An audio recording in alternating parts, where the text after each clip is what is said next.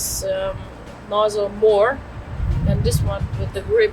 Can you tell me, or can you explain from your experience, why do you find this better? Because in Slovenia we use mostly these ones. So also in Germany, most of the fire departments use nozzles with pistol grips. But it always depends on how your standard operation procedures are. So there's no, this is better than this or the other way around. Most of the time I like to use one without the pistol grip, because when I want to control my nozzle, I always have one hand here to control the angle of the spray pattern.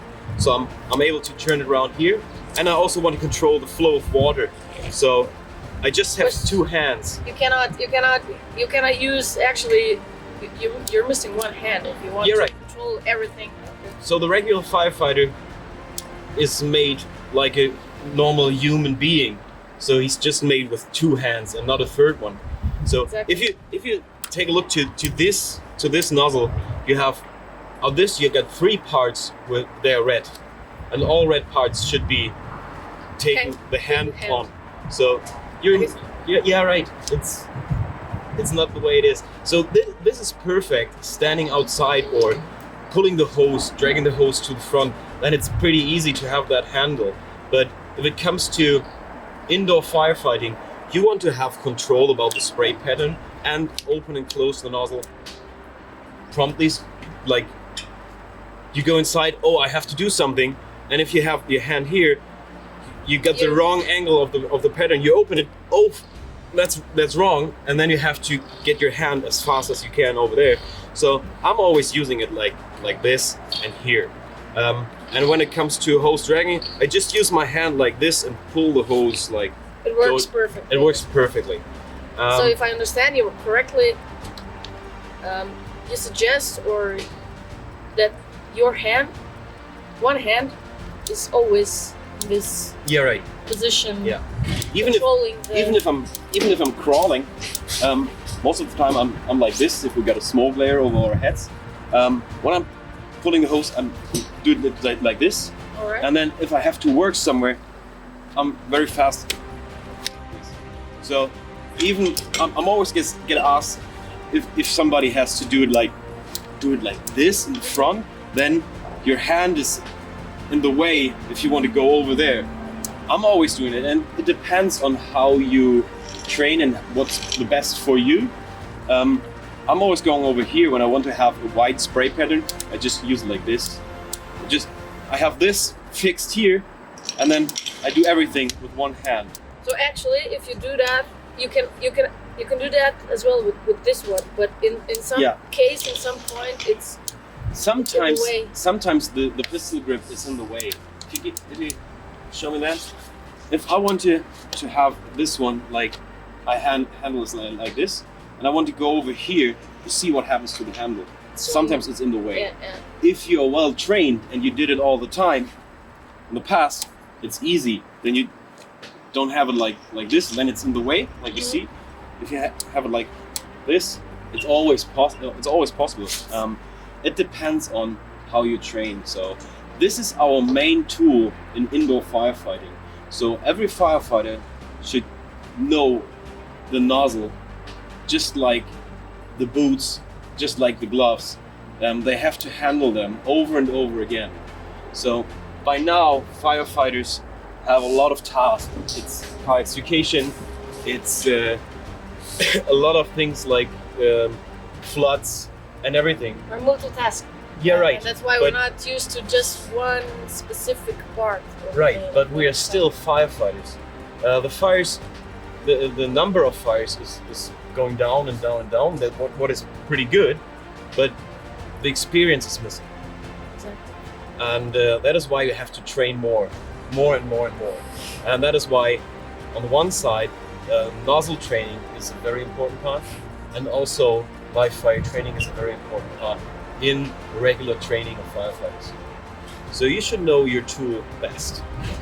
That's why when we are doing this nozzle training, I find it so, people find it so sort of boring. Yeah. Because nothing is really happening. You're just opening. You just spray water somewhere. But actually, it's kind of an art to Yeah, know right, it is. the right things, how to close, how to open, why, and we also have different nozzles. We don't have Definitely. just one type of nozzle. It goes out, in, around, and so on. Yeah, And with a that's ball why- valve or Yes, other kind of exactly. valve.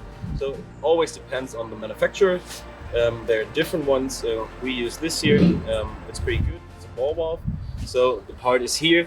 You always, when you want to have a good spray pattern, then you have to open this nozzle completely because there's a ball valve inside. There are other nozzles. They have a perfect spray pattern when you open it, just like Yeah, this. and they have a different, also different sort of. nozzles in the front. Yeah, exactly. Yeah. That's the way it is, yeah. And there is no golden way. That's always the fact. There is no golden way in firefighting. There's so many different techniques and tactics. It always depends on the situation. It always depends on the size of the room, of the stage of fire development. It always has to be, make your assessment when you're on scene, and then choose your right tool in your mind, the right technique, and the right nozzle. So most of the time you just have one nozzle, but you have to know how to use it. That's very important. I have one question right now. When you said you have to have in mind, I have a specific way of thinking how to fight fires or whatever in firefighting. Yeah. Is it technical rescue or so what? What do you think about this?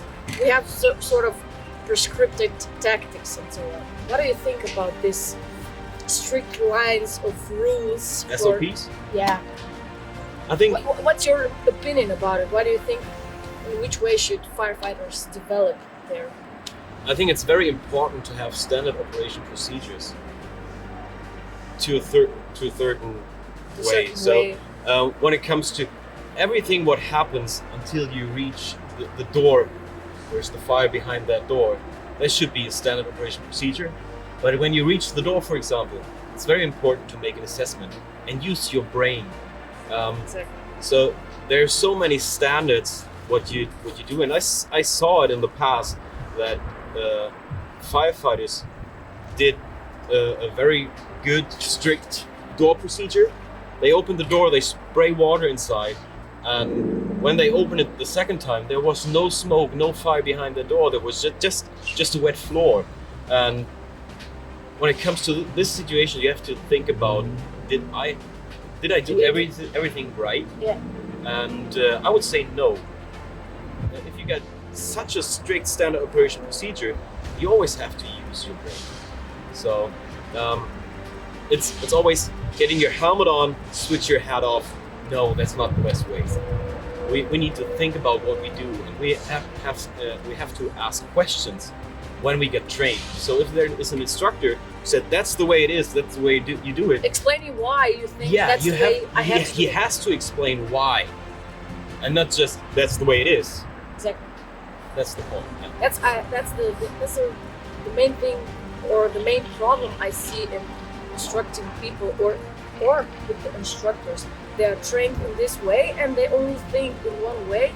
And I think that my main idea is to train firefighters the way that they know that what they did is not always right, it's not always wrong. There should be another way in the middle, or Definitely. left or right, or just If- use your brain, be creative, think logically, but you have to know what's the physics. Yeah. So if you start in thinking right and wrong, you did something wrong before. So most of the time there is no wrong, or there's no that's the way it is. There are differences. And I always see when you see videos on YouTube, Facebook, something from incidents, and the comments below are always, oh, what did they do? Yeah. They don't see the whole thing. They were not on scene. Exactly. So you always have to Have in mind. see the complete scene and make your own assessment when you're on scene. And there's so many differences. There is no standard. Every fire is different. Every fire is different, every accident is different. That's There's it. no golden rule or school Yeah. accident or school fire or anything like that. Yeah, right. What do you think about us yesterday, today? What do you think about our mission? I think the mission is perfect to create some context to discuss how things are done and maybe things are not done or differences between them. It was a lot of fun having those 2 days with you. It was a lot of fun taking the videos with you, make some discussions like we did right now. It is perfect to have those discussions about different techniques and also taking the step from we're now in Germany, you're from Slovenia. There are so many differences between the firefighters in different countries, but when it comes to fighting fire right in the first line, we're all the same.